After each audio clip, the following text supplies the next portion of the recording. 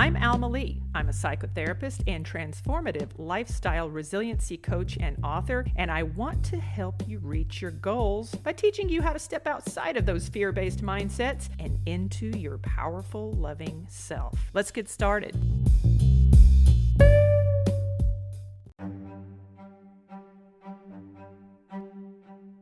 You've heard it before, meditation. Let's talk about meditation and how it works, how it effectively helps for depression and anxiety. Now, you may sit there and you may think, I don't have time to meditate, Alma. Yes, you do. You do. And it's a normal response. I'm not blaming you. I'm not judging you. Hell, I used to be like you with my attitude towards meditation as that woo-woo, hokey-pokey stuff. I can't meditate. I can't get my mind to quiet down.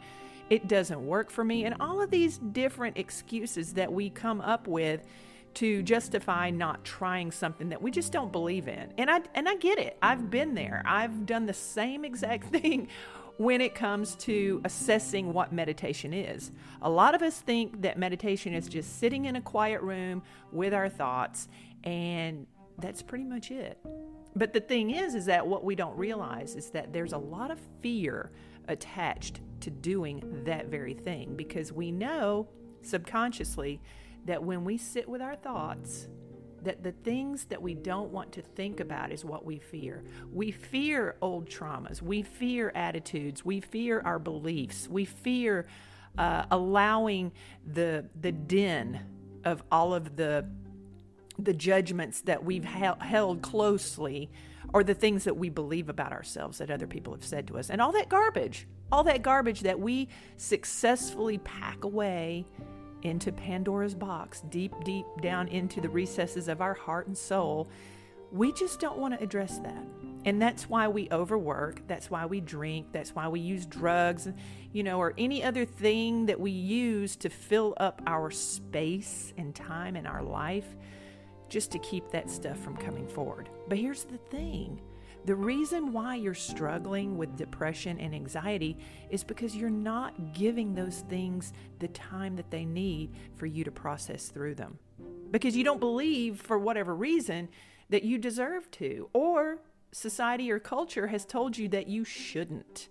So you have to push that away and you have to ignore it. I do think that it's harder for men to do this than it is for women, just because of the cultural implications of feelings and emotions that are attached to the potential of the outcome of meditation.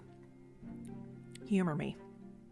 I am a self-admitted cynic, a skeptic, someone who came from a place where I used alcohol, for one, in years past to self-medicate and to get through and get over childhood traumas and issues and insecurities and all of the things that we all deal with. And you may have tried meditation. That's another thing too. You may have tried it and said, Alma, it does not work.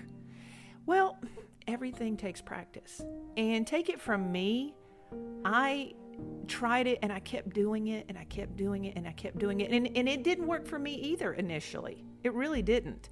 And then when I did do it, I felt like I was judging myself. Like, am I doing this shit right? Am I doing this correctly? This isn't working. I can't make this work. My mind is racing. And then in the middle of it, you catch yourself thinking about what you need to do that day. You catch yourself distracted. Like if you're doing a guided meditation, if you're listening to a YouTube or an app, an audio recording that's guiding you, and you catch yourself drifting off, kind of like maybe you did in class, which is what I did a lot as a kid growing up. What I want to impress upon you is this.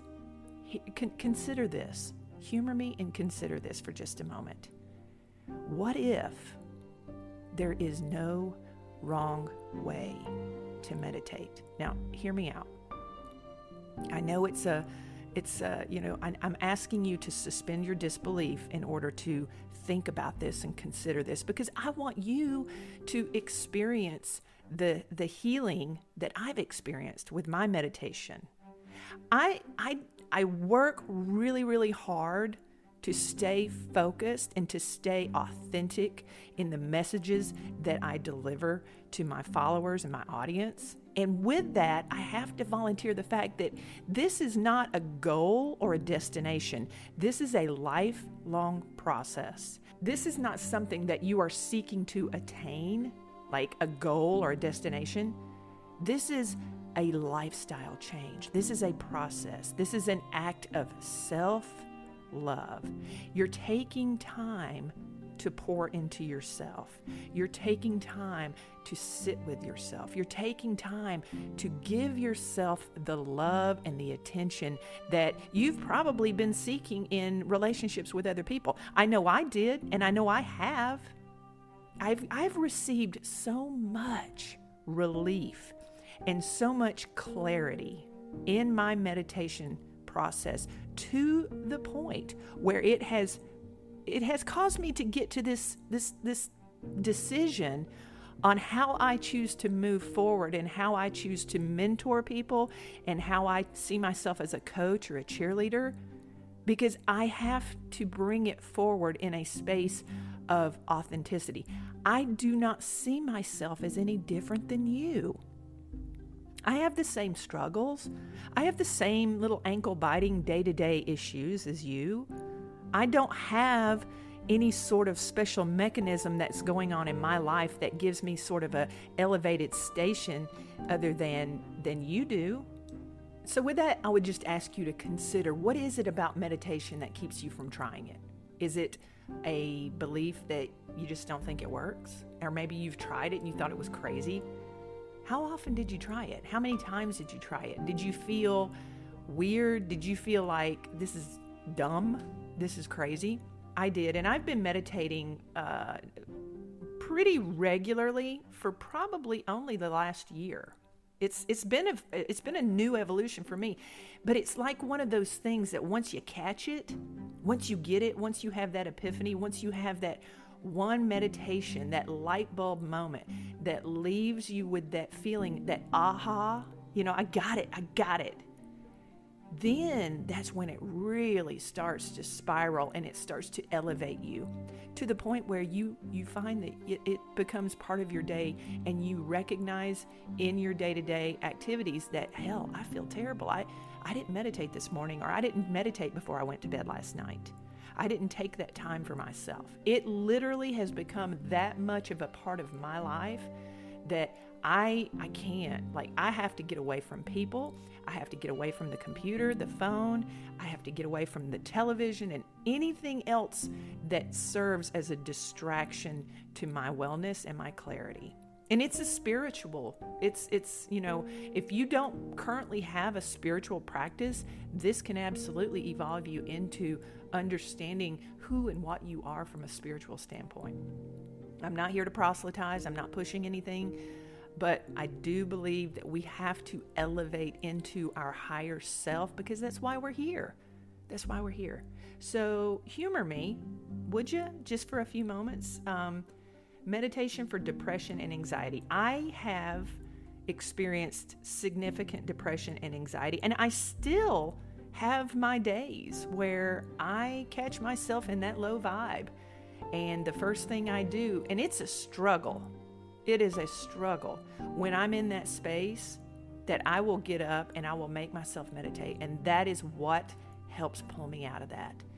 I would be remiss, I would be irresponsible if I did not share my own personal experiences with meditation with you, knowing full well that there are people out there that cannot seem to get a grasp on just a normal, healthy, happy day. Not only has meditation helped me to be healthy and not use any prescription medications, which, by the way, I'm not discounting medications. Medications, antidepressants are great. I took them for years. I just don't need to take them anymore. And I credit meditation and self-care as the reason for that. And because of my meditation practice, I have been able to make some pretty significant life decisions that are in alignment with my purpose, which alleviate the precursors of my depression and anxiety as well.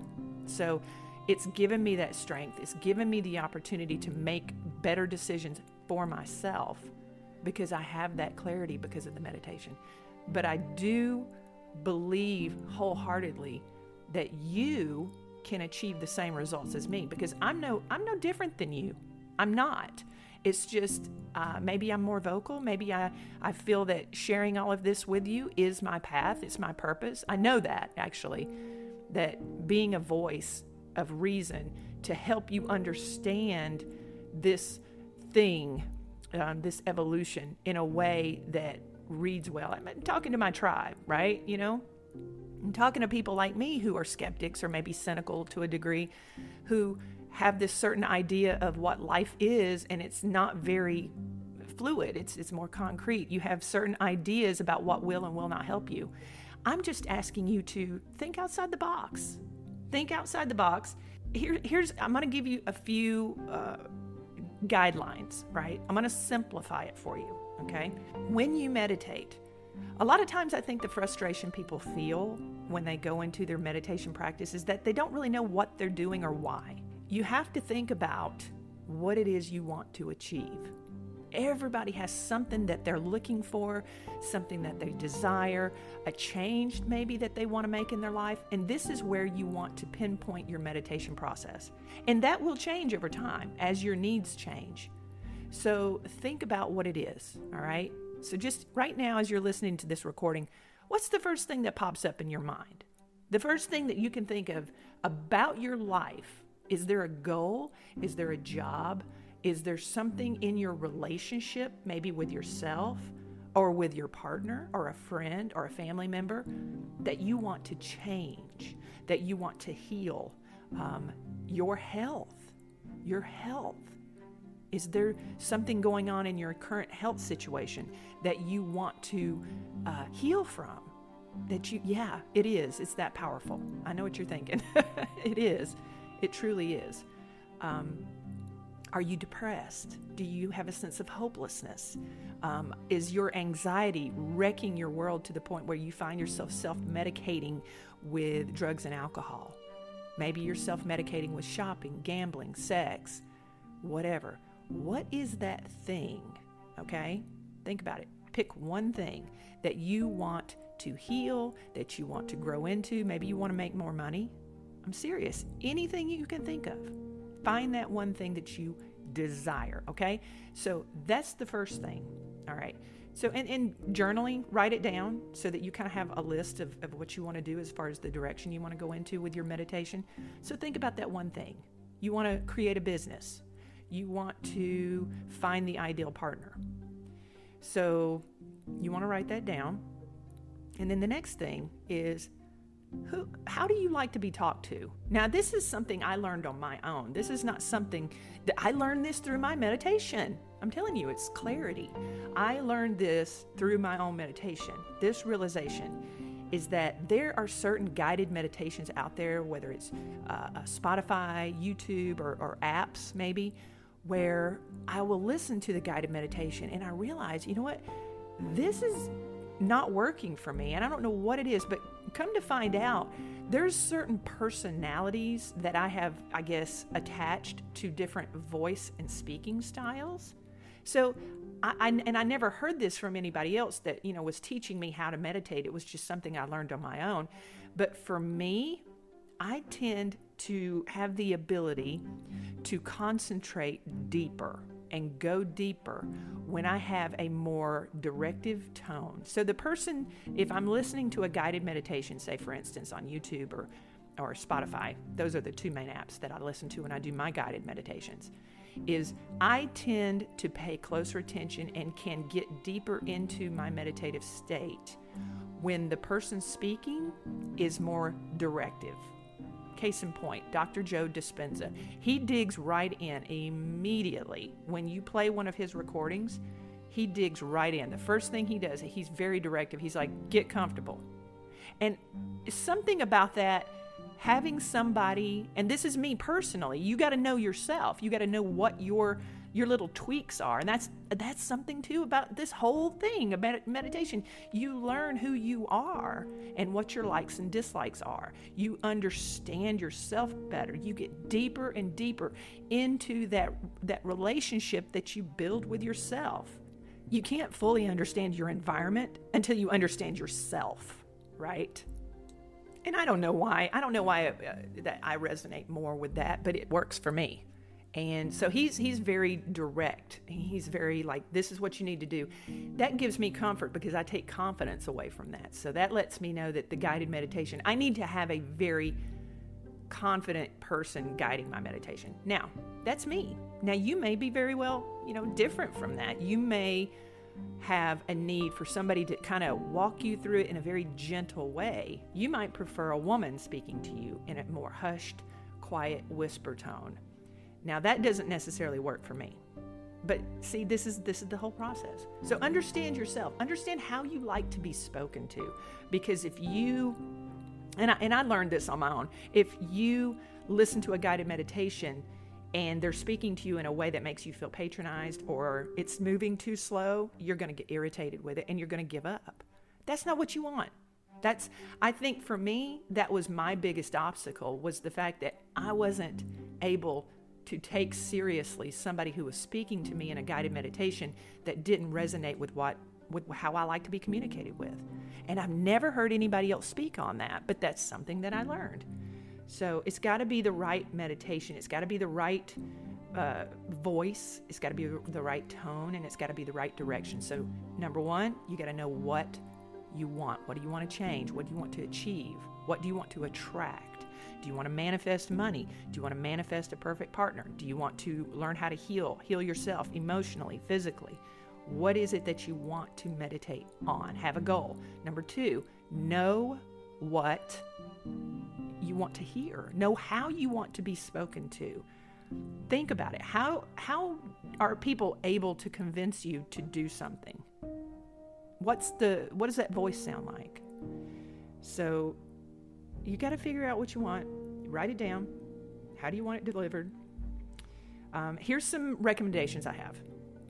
So I love, and in my own process, initially, I was listening to a lot of soft, soothing, slow, calm meditation, guided meditations. And I got into a space where they would work for me. And then I started listening to more demonstrative, more commanding type of guided meditations. And then those really hit home. And I don't know why. I don't know if it's because I'm a veteran and I'm used to having instructors are being told what to do, and that gives me comfort and confidence. I don't know. But I know that tends to work better for me, is having somebody with confidence give me a specific directive on what I'm supposed to do and where I'm supposed to take my thought process. So think about that. Those are the two main things, really.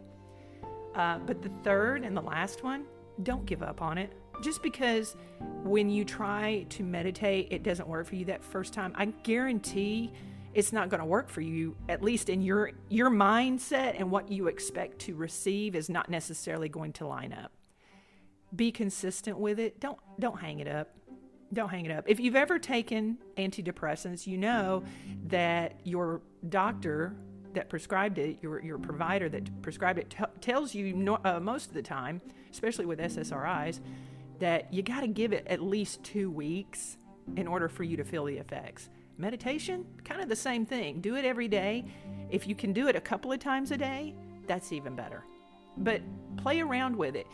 Don't judge yourself for not, quote unquote, getting it right. If you are taking time out of your day to step away from your normal day-to-day activities, to sit down and dedicate time to yourself, regardless of the outcome, that, my friend, is progress. That's great, because you're telling yourself through your actions that you're worth it. You're worth taking this time. You're worth pouring into yourself. And those are the baby steps that are going to build into your actual clarity that you're going to discover. You're going to learn more about yourself. You're going to relax into the process. It's not going to feel so foreign. It's like breaking in a shoe, actually.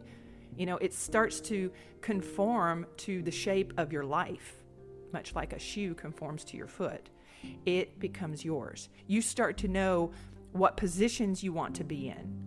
Another pointer that I would add is you don't have to shut your eyes when you meditate. A lot of people think that you have to close your eyes. I know for me, now I've gotten to a point now where I can close my eyes and I can effectively meditate and achieve those goals that I set for myself, but I couldn't always do that. For me, my mind would race. It would run off in all different tangents, and I was constantly pulling back on it, like, walking my dog Sophie and pulling the leash back. My thoughts would just derail me completely, but when my eyes were closed. And here's the trick that I learned. I started initially with closing my eyes and listening to guided meditations. That did not work, especially the soft-spoken ones. That's me personally. I'm not saying that's good or bad. I'm just saying for me personally, it didn't work. So I tried something, and I sat in front of a candle with no guided meditation, no sound, no music, no nothing, and I stared at the flicker of a candle for 5 minutes. And I just focused on the candle for 5 minutes, the flame, and I would just watch the flame move. I stared at the inside of it, and you know what I learned? That the very inside of a flame is bright white, and I stared at that, and I watched it move and dance, and before you know it, 5 minutes goes by like that. And that's really the stepping stone that you need to take. Do that for 5 minutes. Do that twice a day for 5 minutes. Just do that. It does not have to be this huge, over-encompassing task. Now, if you're a perfectionist, meditation's for you as well, because it teaches you how you don't have to be perfect all the time, because you don't.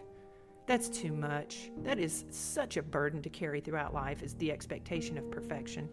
You can't do that. If you don't bend, you'll break.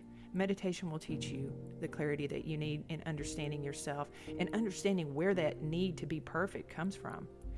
So stare at the flicker of a candle. I have this Bluetooth speaker. It's got like these little rotating LED lights around the speaker. It's just, for decoration. I did it on accident one day, and it works really well, especially if I'm feeling particularly anxious. I will sit in front of that speaker, and I'll find one of the little lights that'll pop. It'll light up as this, the little light cycles through, and I stare at that.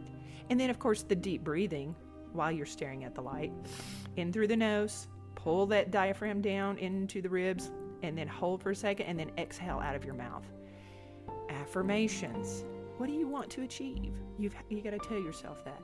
I will revisit this in future episodes because I want to see how you're doing, and I want you to reach out to me and let me know that you listened to this episode. Send me an email, please. Whether you are with the military component or if you're in the civilian life, you know how to reach me. Very, very curious to see if this is helpful for you. And I would love, love, love, love to get your feedback. So reach out to me. Find me on Facebook, or I am Alma Lee on Instagram, Alma Lee on Facebook, or you can email me at CompleteLifeWellness@gmail.com. That's one word, no spaces, common spelling. CompleteLifeWellness@gmail.com.